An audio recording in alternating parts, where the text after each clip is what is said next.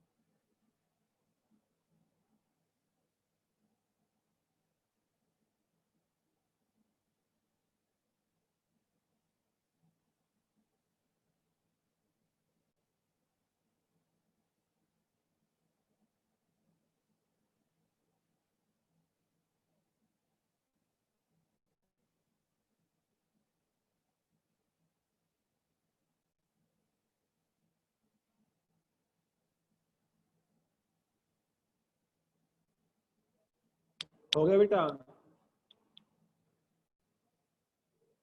जल्दी करो।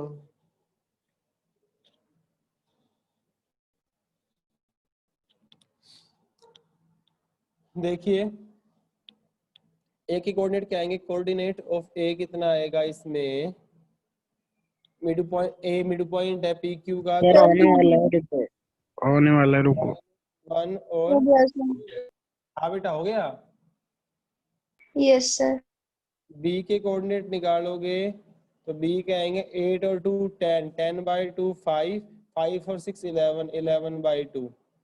Coordinate of सी और डी और निकालो, सी के कितने आएंगे 9 और 8 17/2, और ये माइनस -17/2 और -1/2 और डी -1/2 नहीं बेटा, माइनस का 1 -1 है, -1 हाँ डी के लिए बेटे बनेगा 5/2 -5/2 5/2। ठीक है।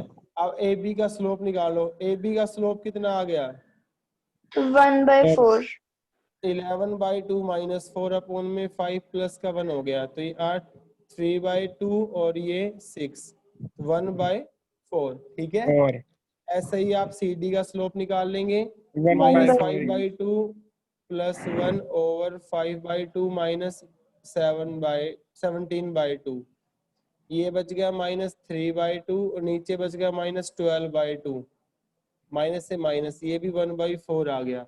दोनों वैल्यूज इक्वल आ गई, तो इसका मतलब क्या आ गया, A B C D is a parallelogram.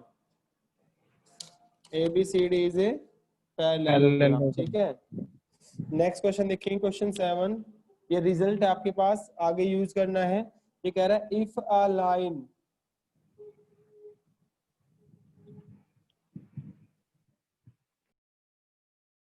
if a line equally inclined to the axis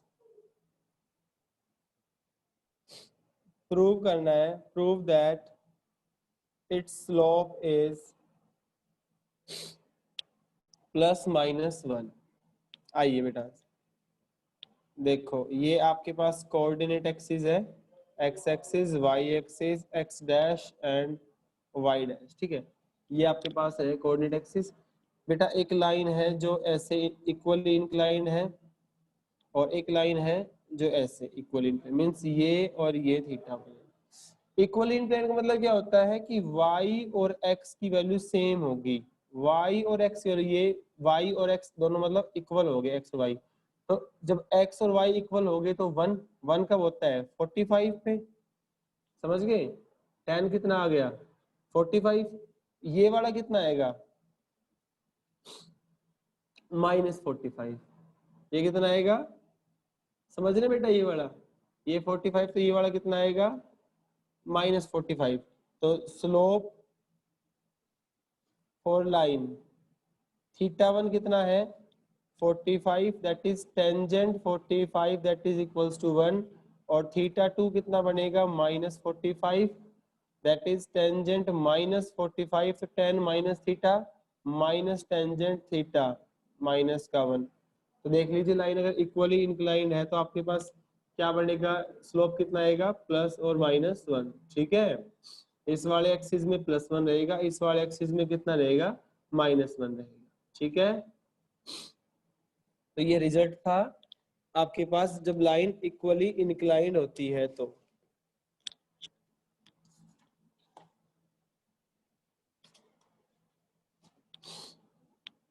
question number 18, vertices दे रखे हैं ट्रायंगल के ए बी एंड सी। ए दे रखा है 5 एंड -3, बी दे रखा है 8 एंड 2, सी दे रखा है 0 0।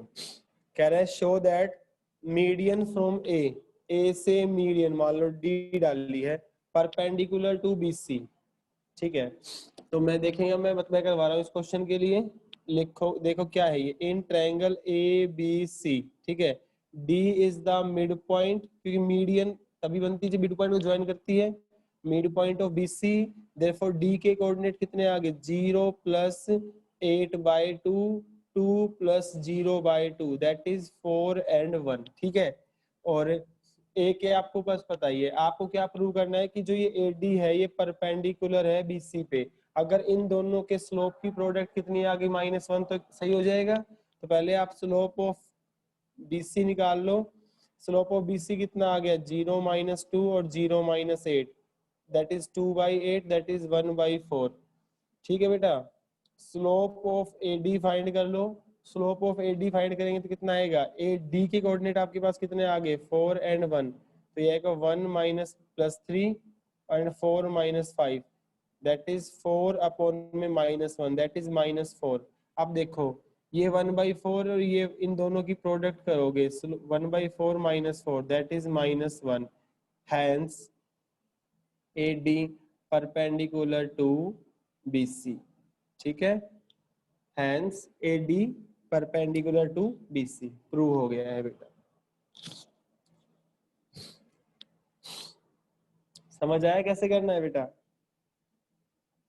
Yes, sir.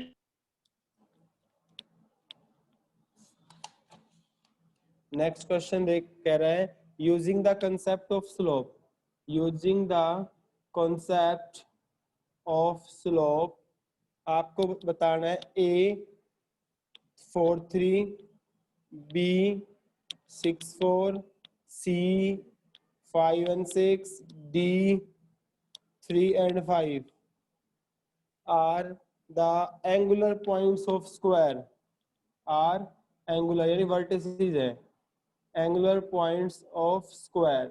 करो भाई, ABCD स्क्वायर प्रूव करना है। अब कैसे करोगे वो दिमाग लगाओगे आप लोग, करो।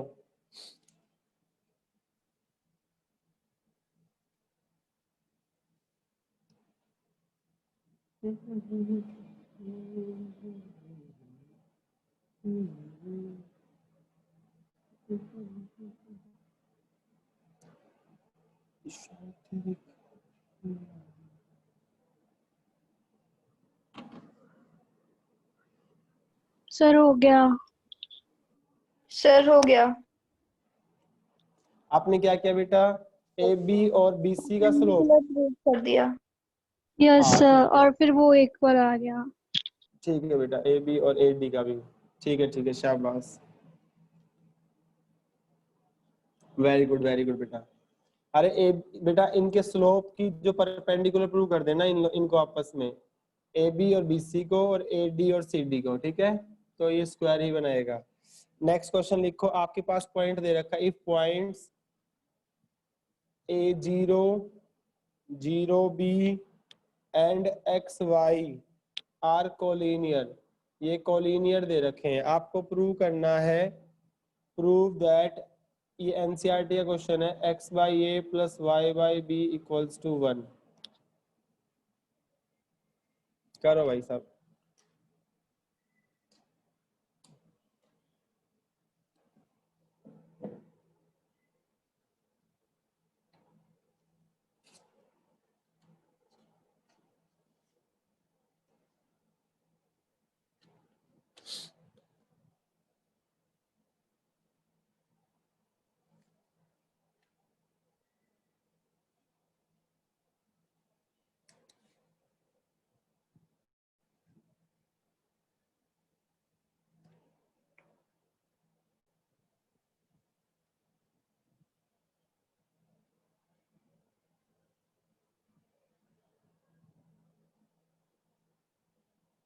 सर हो गया। ठीक है, शाबाश शाबाश।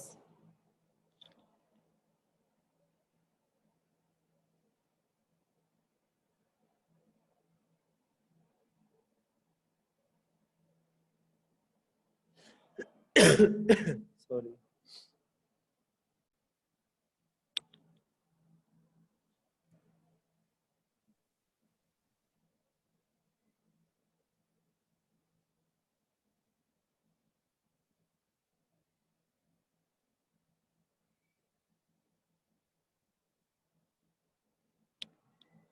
किसी बच्चे का नहीं हुआ भाई?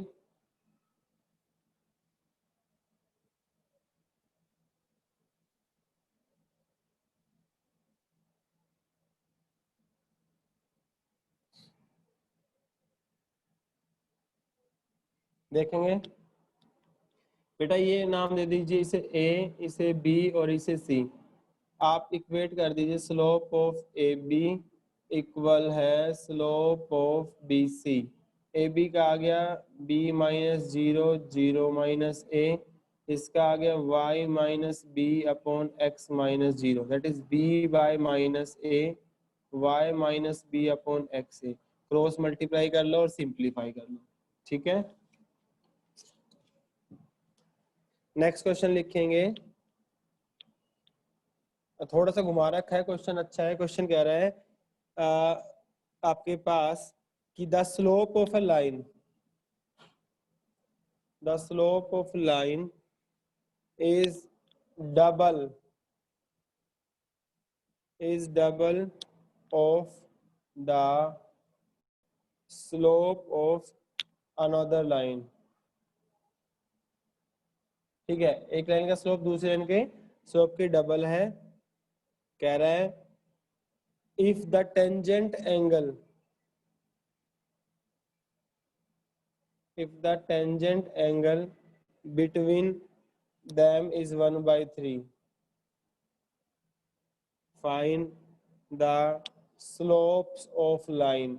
तो आपको slopes of line फाइंड करना है, सोचेंगे एक बार क्या करेंगे।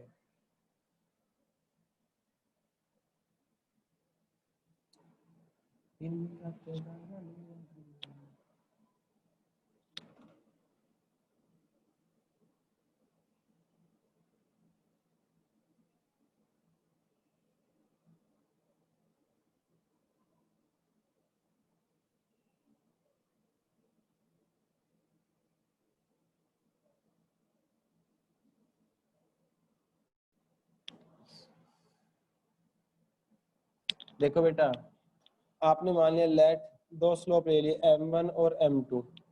m1 किसके इक्वल है, 2m, the slope of line double of the slope of the another line, m1 है 2m2 के इक्वल, ठीक है, डबल ऑफ द अदर। अब एंगल दे रखा है बिटवीन tan थीटा दोनों के बीच में 1/3। फॉर्मूला लगा दीजिए tan m1 प्लस m2 का, ये आपके पास है tan m1 plus tan m2 upon 1 minus tan m1 into m2। तो m1 का मतलब होता है टेंजेंट थीटा 1 और m2 का मतलब टेंजेंट थीटा 2। पुट कर दीजिए यहाँ पर, ठीक है बेटा। ये यहाँ रख दीजिए m1 plus m2 upon 1 minus m1 m2 और ये वैल्यू है 1/3 के इक्वल। अब m1 की वैल्यू पुट कर दो 2m2, जहाँ जहाँ आ रहा है, तो ये आ जाएगा 2m2 plus m2 3m2 upon 1 minus 2m2 square. m1 के लिए 2m1 और m2 स्क्वायर क्रॉस मल्टीप्लाई कर दीजिए, 1 माइनस 2m2 स्क्वायर और ये 9m2, ठीक है। उठा के उधर ले जाओगे इसको, आपके पास कितना आ गया 2m2 square plus 9m2 minus 1, ठीक है। कितना आ गया, तो ये वाली। अब बेटा यहाँ से आपको करना है सिंप्लीफाई, इसके रूट सारे हैं क्या,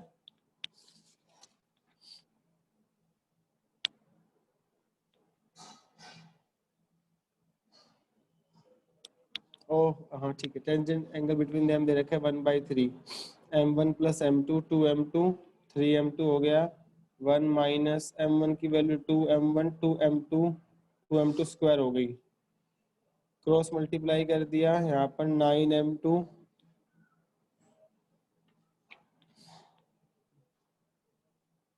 m2 कितना आ गया -9 plus minus b square, pen भी खत्म हो गया,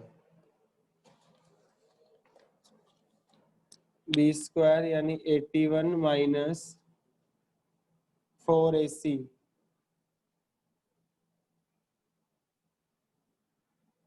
4ac प्लस हो गया अपॉन 4, m2 आ गया -9 प्लस माइनस, बेटा कितना आ गया 81 और 9 90 आ गया रूट में 4, तो m2 आपके पास आ गया -9 प्लस माइनस, ये कितना होगा बेटा 9 इंटू 10 3√10/4, ठीक है।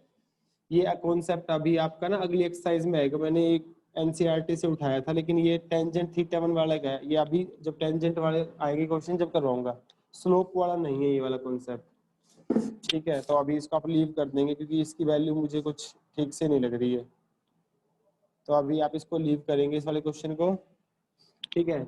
यहाँ तक करना था आपको, एक्सरसाइज आपकी फिनिश हो चुकी है 10.3। नेक्स्ट अब आपके पास रहेगी एक्सरसाइज 10.4, उसके अंदर आपके पास है फॉर्मेशंस ऑफ लाइन। तो सिर्फ आज आपको सिर्फ यहीं तक ही करना है, एक्सरसाइज 10.3 कंप्लीट सोल्व करनी है, स्लोप वाला कॉन्सेप्ट पढ़ना है पूरा का पूरा, ठीक है।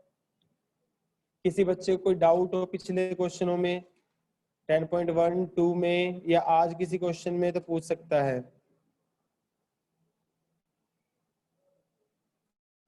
ट्रांसलेशन वाले कल क्वेश्चन करवाए थे, उनमें कोई डाउट हो या फिर 10.1 में कोई डाउट हो बेटा। सर अभी आपने एक क्वेश्चन करवाया था x/a plus y/b is equals to 1, वो एक बार बता दो। हाँ बता रहा हूँ, देखो बेटा वो आपके पास क्या कह रहा था, वो ये कह रहा था कि भाई आपके पास ना स्लोप ऑफ लाइन दे रखा था, कि भाई आपके पास प्रूव करना था ना x/a वाला, मैं बता रहा हूँ बेटा क्या था, ये था कि a0 0b और xy आपके पास, मेरा ना पेन नहीं खत्म हो गया ये वाला, लेके आऊंगा अभी। तो क्या हो गया कोलिनियर था, स्लोप ऑफ दिस क्या हो गया b माइनस 0/0 माइनस a और y माइनस b अपॉन में x minus 0, that is b upon minus a y minus b upon में x, ठीक है। bx हो गया माइनस का ay हो गया प्लस का ab हो गया, ठीक है बेटा। इसको उठा के इधर ले आओ, ay प्लस का bx इक्वल्स टू ab, दोनों साइड मैंने ए बी से डिवाइड कर दिया पूरी इक्वेशन को, दोनों साइड ए बी से डिवाइड कर दिया, यहाँ पे वैल्यू कितनी रहेगी 1, ए से ए कैंसिल तो y अपॉन में b, b से b कैंसिल x अपॉन में a इक्वल्स टू 1, तो इसका मतलब क्या आ गया x/a plus y/b equals to 1, ठीक है बेटा। गुड़िया आए समझ में।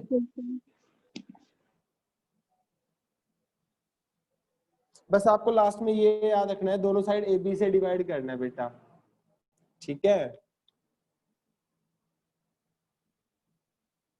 किसी बच्चे को और कुछ पूछना हो बेटा?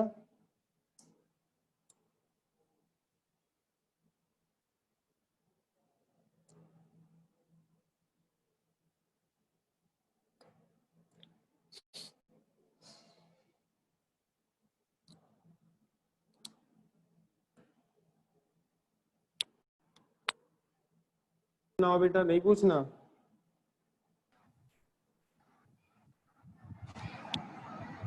ठीक है, फिर यहीं तक करो बैठ के आप आराम से, ठीक है बेटा।